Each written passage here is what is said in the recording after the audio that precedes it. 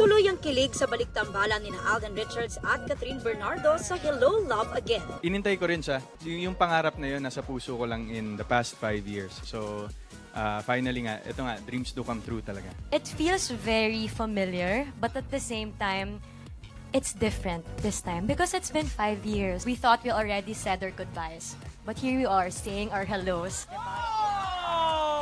Present sa announcement ang mga opisyal ng GMA Network at ABS-CBN. Kabilang sina GMA Network Senior Vice President Attorney Annette Gozon Valdez, GMA Public Affairs First Vice President and GMA Pictures Executive Vice President Nessa Valdelion, Sparkle GMA Artist Center Vice President Joy Marcelo, GMA Vice President for Corporate Affairs and Communications Angel Javier Cruz at iba pang opisyal ng network. Sa panig ng ABS-CBN, naroon ang President and CEO Carlo Katigbak, COO for Broadcast Cory Vitanes, at Head ABS-CBN Film Productions Chris Gasmin at iba pang executives. I'm very happy that this is the first collaboration between Star Cinema and GMA Pictures, and marami pang susunod, kaya that's double the excitement. I know that this is only the beginning of a beautiful and fruitful partnership, and together Heart Evangelista pinalaga ng hate comments sa kanyang TikTok video tungkol sa hindi niya pagkakaroon ng anak. Wait lang ha.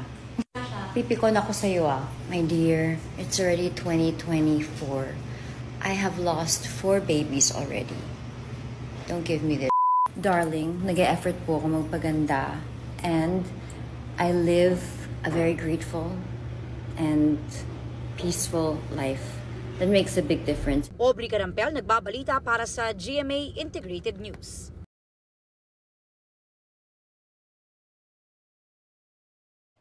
Mga kapuso, alamin ang State of the Nation. Mag-subscribe sa GMA Integrated News sa YouTube. Sa ating mga kapuso abroad, samahan niyo kami sa GMA Pinoy TV at sa www.gmanews.tv.